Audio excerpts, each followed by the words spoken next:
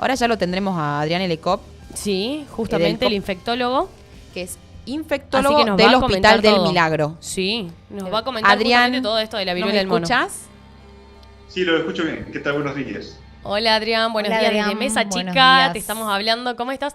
Quiero que nos comentes un poquitito de esto de la viruela del mono, ¿cuál es lo más importante que tenemos que saber nosotros como ciudadanos que nos puede pasar un síntoma?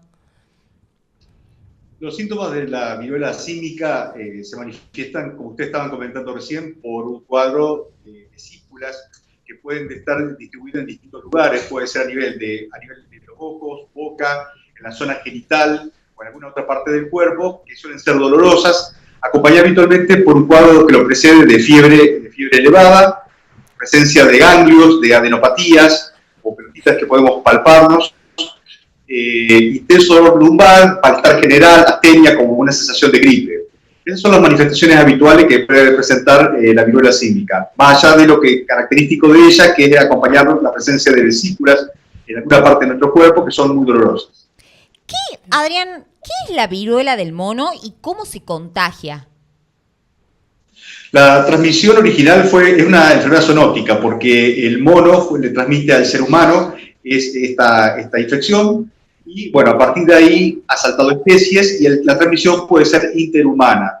El contacto para poder que esta infección puede ser por vía respiratoria, contacto muy cercano, o también por contacto con toallas o sábanas que haya quedado donde se rompió la pústula o esas vesículas que se forman en el cuerpo, y de esa forma ese contacto puede generar la transmisión a otra persona. Adrián, ¿actualmente en el hospital tienen algún protocolo para alguien que presente síntomas o heridas similares a las de esta enfermedad? Bueno, no sé si es de este virus. El protocolo inicial lo habíamos presentado en el 2022, cuando estaba circulando en forma más, sigue circulando por otra parte, en este momento hay 7 casos de viruela símica, pero de la variante 2. ¿Cuál es el motivo? ¿Por qué la Organización Mundial de la Salud, la OPS, determinó esta alarma, si queremos llamarlo, como para poder entenderlo?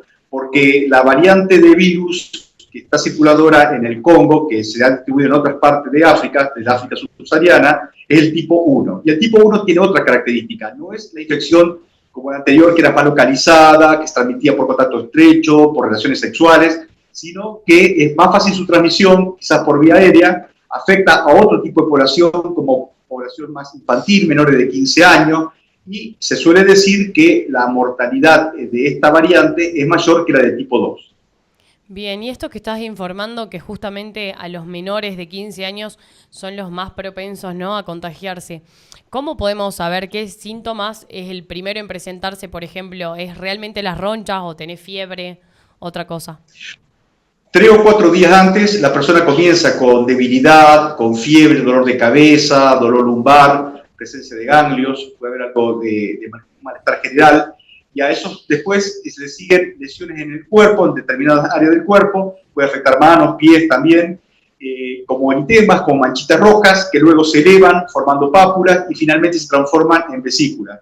Vesículas que suelen ser profundas, un poco más profundas que incluso que la de la varicela, como para darle un parecido. Estamos a veces habituados a ver varicela, entonces nos resulta más familiar. Bueno, pero en este caso estas lesiones son más grandes y son mucho más dolorosas. Adrián, ¿las personas es mejor que se automediquen o cuando tienen algún síntoma y por casualidad piensan que se pueden haber contagiado de alguien, es preferible que vayan al hospital?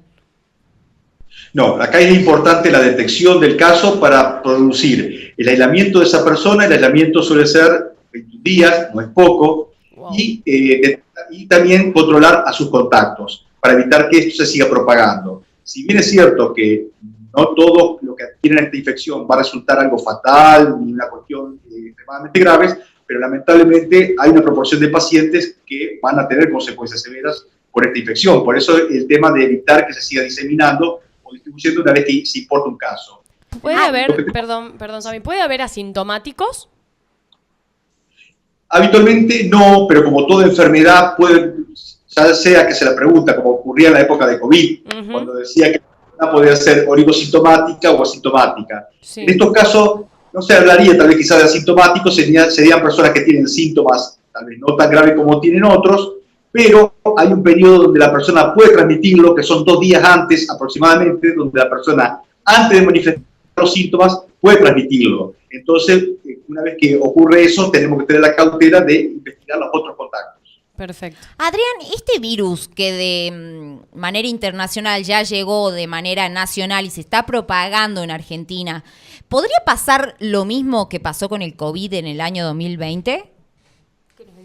Bueno, acá es importante aclarar que si bien ya tenemos experiencia y en Argentina está circulando la variante 2, que tiene una característica distinta, aquí la alarma surgió porque lo que se está, y en África, lo que hubo una gran diseminación rápidamente, en Congo, y a partir de ahí afectó otros lugares como Kenia, Uganda, es el tipo 1. Y el tipo 1 tiene esa característica que le decía en un comienzo.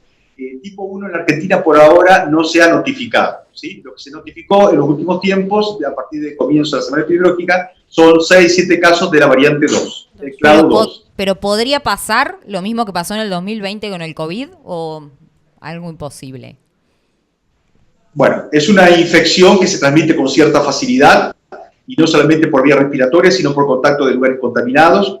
Hay que ver, en África lamentablemente son países muy pobres que tienen un sistema sanitario bastante deficiente, y también hay mucho, la población está bastante hacinada, entonces a veces no es fácil comparar la realidad de una población con otra. Nosotros en epidemiología siempre hablamos de tiempo, lugar y persona. No es lo mismo que ocurre en un país con respecto al comportamiento en otro país, pero sí, por supuesto que tiene la potencialidad de una pandemia, y por eso es que la Organización Panamericana de la Salud, la Organización Mundial de la Salud, determinó esta alarma, o esta alerta. Bueno, Bien, Adrián, Adrián, te agradecemos un montón por la información que nos estás brindando, que es súper valiosa, obviamente, para todos los salteños y argentinos. Y ojalá que no llegue a Salta. Ojalá y Ojalá si que no llega, volvamos. que sean pocos los casos, que se puedan tratar, que justamente no haya que lamentar ninguna vida, ¿no? Que es lo importante. Te agradecemos un montón, Adrián, y te mandamos un beso grande. Bueno, que esté Saludos muy a bien. todo el Muchas- equipo de salud del hospital. Gracias. Muchísimas gracias.